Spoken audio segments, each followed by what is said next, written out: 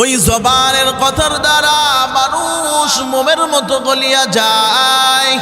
কেমন গলিয়া যাই রে মুসলমান, একজন আল্লাহওয়ালা যখন কথা কয়, কুরআনের কথা যখন বলে, ওই কথা শুনিয়া যুবকরা হাউমাউ করে কান্না করে। ওই জবানের পাওয়ার দিয়েছেন আল্লাহ। কথা বলেন ঠিক কিনা? আল্লাহ রাব্বুল আলামিন এই জবানটাকে হেফাজত করার কথা জানায়া দিলেন। আল্লাহ রাব্বুল আলামিন বললেন, দুনিয়ার জমিনে মানুষের জবান তথা জিহ্বা হলো তার জান্নাত এবং জাহান্নাম। মানুষ যদি দুনিয়ার জমিনে সে তার জান্নাত পাইতে চায়, তাহলে তার জবানের কথার দ্বারা জান্নাত পাবে। আর যদি জাহান্নাম পাইতে চাই, তাহলে তার জবানের কথার দ্বারাই সে জাহান্নামী হয়ে যাবে।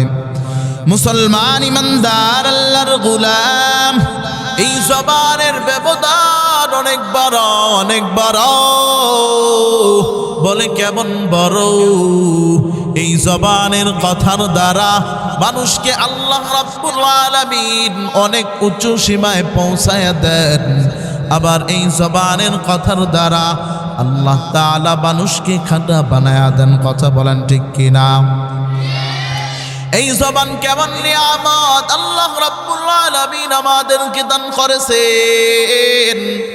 দুনিয়ার জমিনের দিকে তাকায় দেখেন, অনেক মানুষ আছে যাদের চেহারাটাও সুন্দর, হাতটাও সুন্দর, পা দিয়ে চলাফেরা করতে পারে রে মুসলমান, চোখ দিয়েও দেখতে পারে, কিন্তু আল্লাহ রাব্বুল আলামিন তাদেরকে জবান নামক এই নিয়ামতটা দেয় নাই। এমন মানুষ আছে না নাই?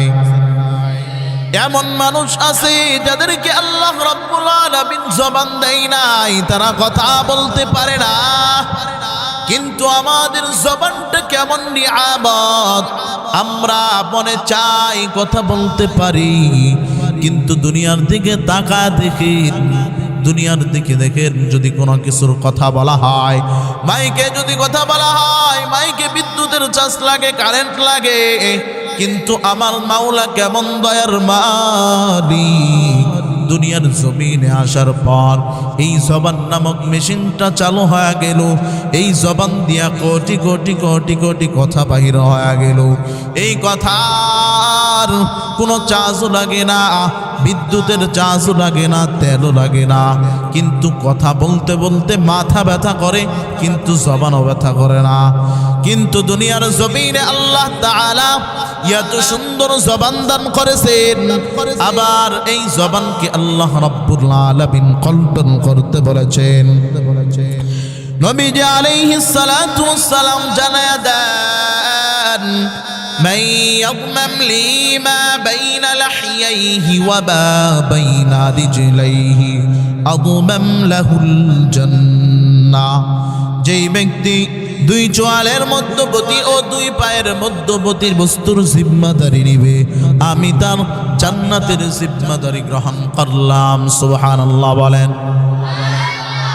নবীজি আলাইহিস সালাতু ওয়াস সালাম বলেন, যেই ব্যক্তি তার জবানের জিম্মাদারি গ্রহণ করলো, জবানটাকে হেফাজত করলো এবং লজ্জাস্থানকে হেফাজত করলো, জবানের অপব্যবহার করলো না, লজ্জাস্থানের অপব্যবহার করলো না, নবীজি আলাইহিস সালাতু ওয়াস সালাম বলেন, আমি তাদের জান্নাতের জিম্মাদারিটা গ্রহণ করলাম।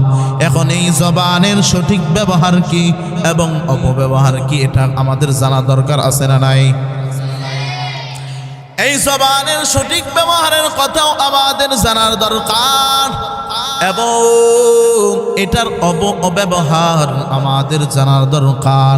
জবানের সঠিক ব্যবহার হলো জবান দ্বারা সত্য কথা বলা, জবান দিয়ে কুরআনুল কারীম পড়া এবং কুরআনের জিকির করা এবং মানুষের সাথে সুন্দরভাবে কথা বলা, এইটা হলো জবানের সঠিক ব্যবহার। পক্ষান্তরে এই জবান এই জবানের অপব্যবহার, এই জবান দ্বারা যখন কথা বলে মানুষ, এই জবানের কথার দ্বারা মানুষ কষ্ট পায় এবং এই জবানের কথার দ্বারা মানুষকে কষ্ট দেওয়া হয়, মানুষকে গালিগালাজ করা হয় এবং খারাপ ভাষা বলা হয়। এটা হলো তার অপব্যবহার। এই জবান দ্বারা মানুষ কেমন গুনাহ করে, এই জবান দ্বারা মানুষ এত গুনাহ করে রে মুসলমান, যেই কথা দ্বারা যদি মানুষ এই কথাটা জানতো তাহলে সে আর এই গুনাহটা করতে চাইতো না। আল্লাহ রাব্বুল আলামিন বলেন, আমি আল্লাহ এই জবানটা মানুষের কেমন নিয়ামত দান করলাম। এই জবান দ্বারা মানুষের সদ্ব্যবহার হয়, মানুষ মানুষের বন্ধু হবে এবং শত্রু হবে। এই জবান দিয়া মানুষ এর অপব্যবহার করবে, মিথ্যা কথা বলবে, মানুষ এই জবানের অপব্যবহার করবে। নবীজি আলাইহিস সালাতু ওয়াস সালাম বলেন, আল্লাহ তাআলা জানায়া দেন, মা ইয়ালফিযু মিন কাওলিন ইল্লা লাদাইহি রাকীবুন আতীদ। আল্লাহু আকবার বলেন। মানুষ যেই কথায় উচ্চারণ করুক না কেন, মানুষের ওই কথাটা সে কেন উচ্চারণ করলো, ওই কথাটা সে কেন বললো, ওই কথাটা বলার কারণটা কি, এই কথার সে জবাবদিহিতা আল্লাহ তাআলার কাছে দিতে হবে। কিন্তু আমাদের সমাজের অবস্থা হয়েছে এমন যে আমরা সকালবেলা বাসা থেকে বের হই, একজন আরেকজনের গীবত করি, মানুষের শেখায়াত করি, মানুষের কাছে একজনের কথা আরেকজনের কাছে লাগায় দিই। কিন্তু আমরা যে কথাটা বললাম, ওই কথাটা কতটুকু দরকার, কতটুকু প্রয়োজন আমার এই কথা, সেই চিন্তা আমাদের নেই। আল্লাহ তাআলা বলেন, দুনিয়ার জমিনে যখন কথা বলবা, ওই কথাটা কতটুকু প্রয়োজন, ওই কথা দিয়ে তোমার কতটুকু উপকার হবে, দুনিয়াবি কতটুকু উপকার হবে এবং আখিরাতের কতটুকু উপকার হবে, ওই কথার দ্বারা তোমার চিন্তা করতে হবে। কিন্তু আমরা সেই চিন্তা করি না। আল্লাহ রাব্বুল আলামিন আমাদের এই জবানটা নিয়ামত দিলেন, কিন্তু নিয়ামত পাওয়ার পর আমরা এই জবানের অপব্যবহারটা বাড়ায়া দিলাম। নবীজি আলাইহিস সালাতু ওয়াস সালাম জানায়া দেন, এই সাহাবায়ে কেরামকে বলে, ইয়া সাহাবী, তোমরা কি জানো গরিব কোন লোক, কোন লোকটা গরিব?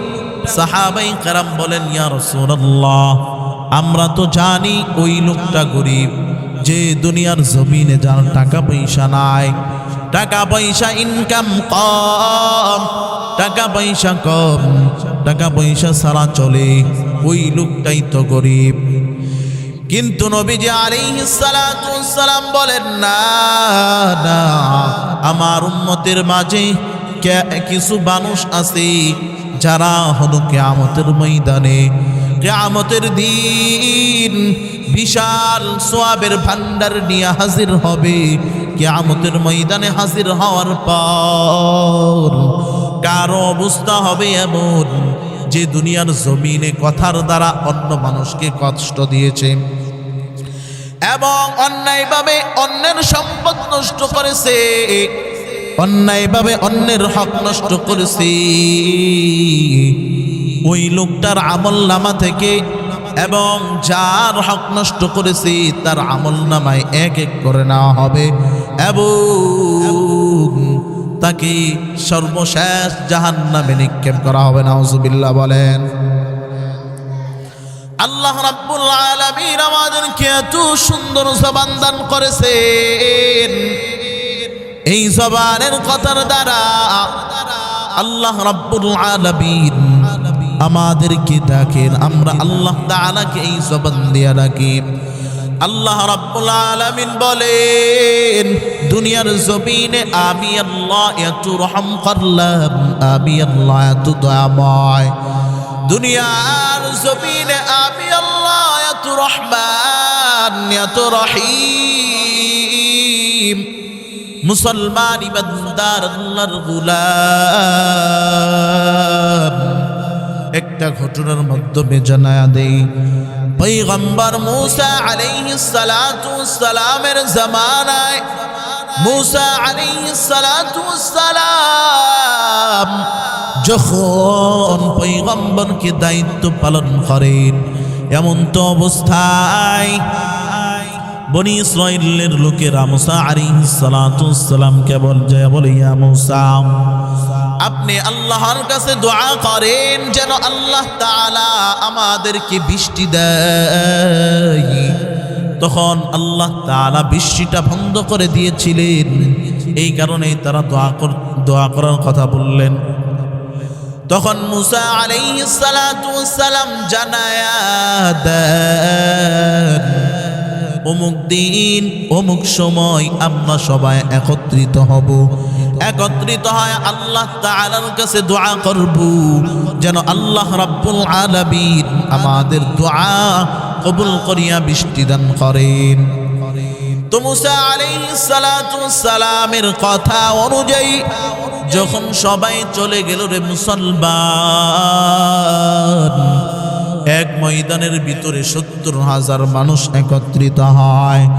একত্রিত হওয়ার পর দোয়া করে, আল্লাহ বৃষ্টি দান করেন, আল্লাহ আপনি বৃষ্টি দান করেন। এমন তো অবস্থায় মূসা আলাইহিস সালাতু ওয়াস সালাম দোয়া করতেছেন, আল্লাহ তাআলার দরবারে দোয়াটা কবুল হয় না। আল্লাহ রাব্বুল আলামিনকে মূসা আলাইহিস সালাতু ওয়াস সালাম ডাক দেয়া বলে, আল্লাহ আমি তো তোমাকে ডাকলাম, যখন প্রয়োজন ডাকলাম, আমি তো তোমার ডাকে সাড়া দিলা, তুমি তো আমার ডাকে সাড়া দিলা, এখন কেন আমাদের দোয়া কবুল হয় না? আল্লাহ রাব্বুল আলামিন ওহির মাধ্যমে জানায়া দেন, এরে মূসা, ওই ময়দানের ভিতরে যারা বসলো,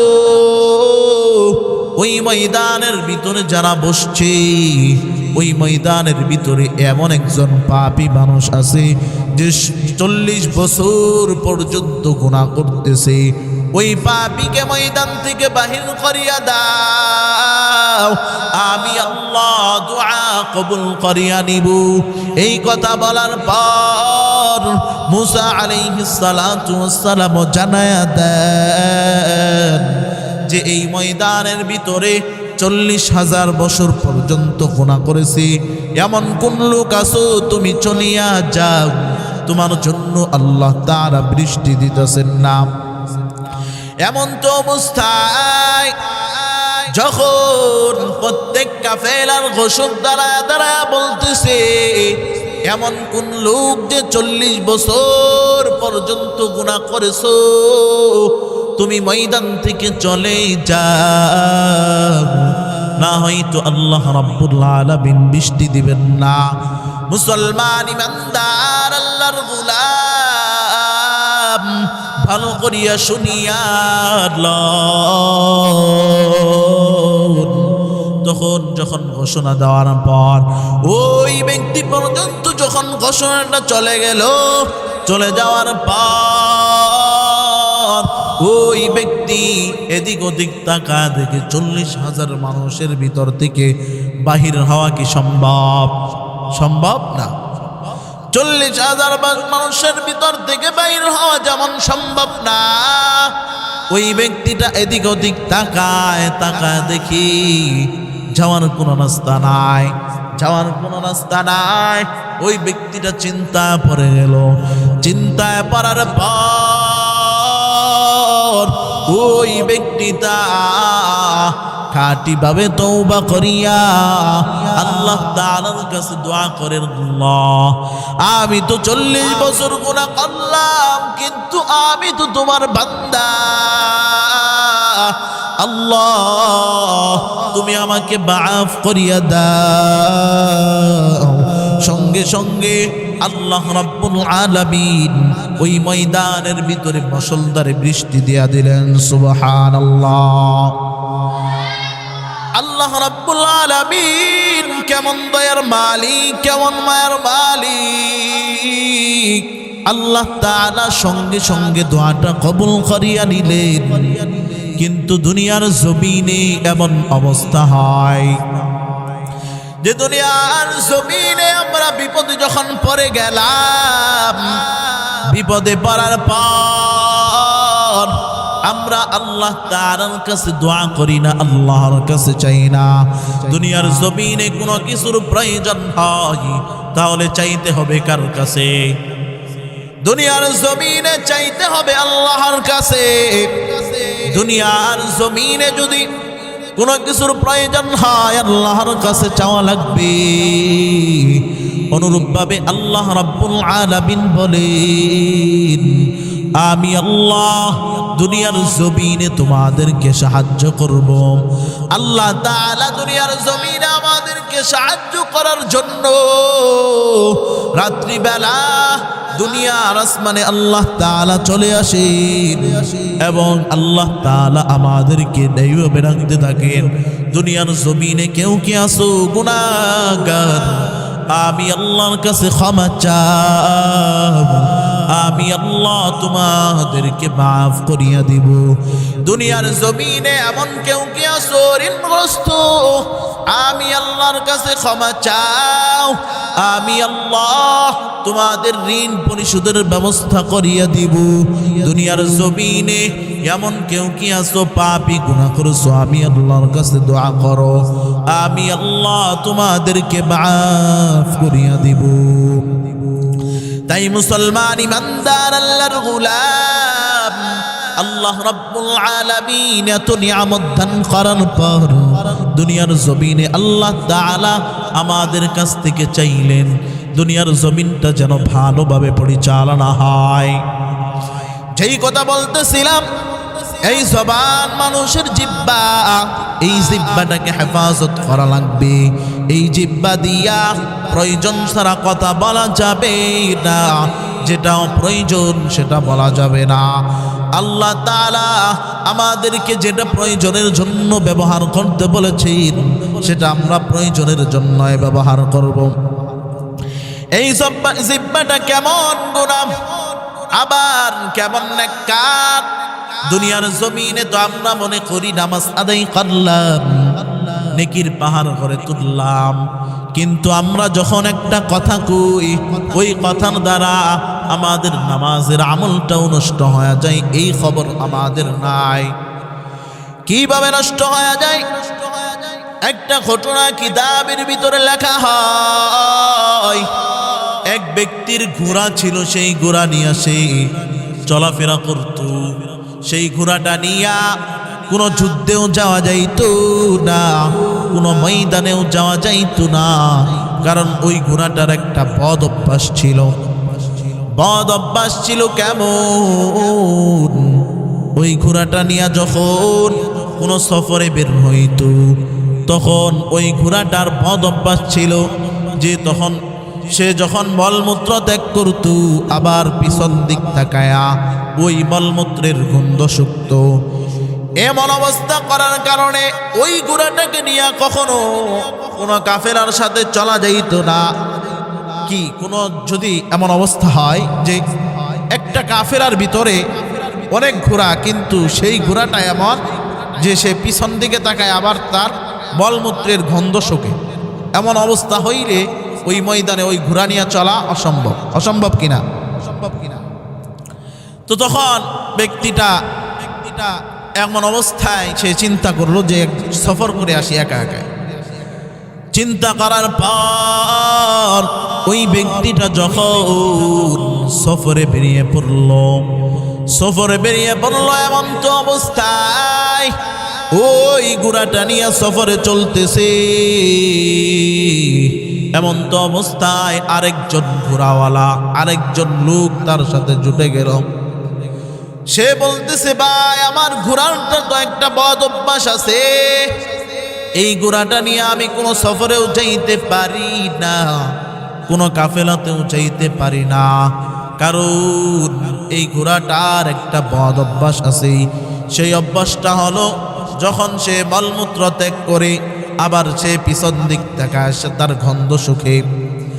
তো তার ভাইকে বলতেছে যে ভাই, আপনি আমার পিছনে চলবেন, আমার ঘোড়াটা যখন পিছন দিকে তাকাইতে চাইবে আপনি তখন তাকে চাবুক মারবেন, সেই কারণে যেন আমার পিছন দিকে না তাকাইতে পারে।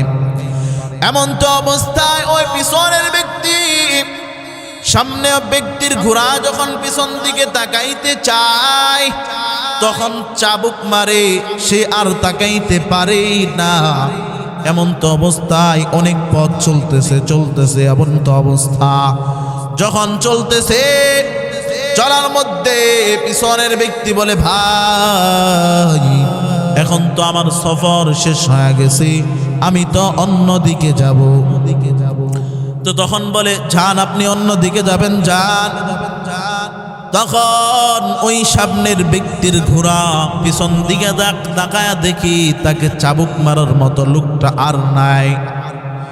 যখন দেখতে পাইল তাকে চাবুক মারার মতো লোকটা আর নাই, তখন সে পিছন দিকে তাকায়া এক দৌড়ে যেখান থেকে সফর শুরু করেছিল সেখানে এসে পৌঁছে গেল। তো লাভ কি হলো? যেখান থেকে সফর শুরু করেছিল সেখানে এসেই পৌঁছে গিয়েছে, কোনো লাভ হয় নাই। ঠিক অনুরূপভাবে আমরা যখন সারা রাত ইবাদত করলাম, ইবাদত বন্দেগীর মাধ্যমে কাটাইলাম, যখন সকালবেলা একজনের গীবত করলাম, ঠিক অনুরূপভাবে যতটুকু আল্লাহর রাস্তায় অগ্রসর হয়েছিলাম আবার ওই গীবতের মাধ্যমে সেই রাস্তায় পৌঁছে গেলাম। কোনো লাভ হইল? কোনো লাভ হইল না।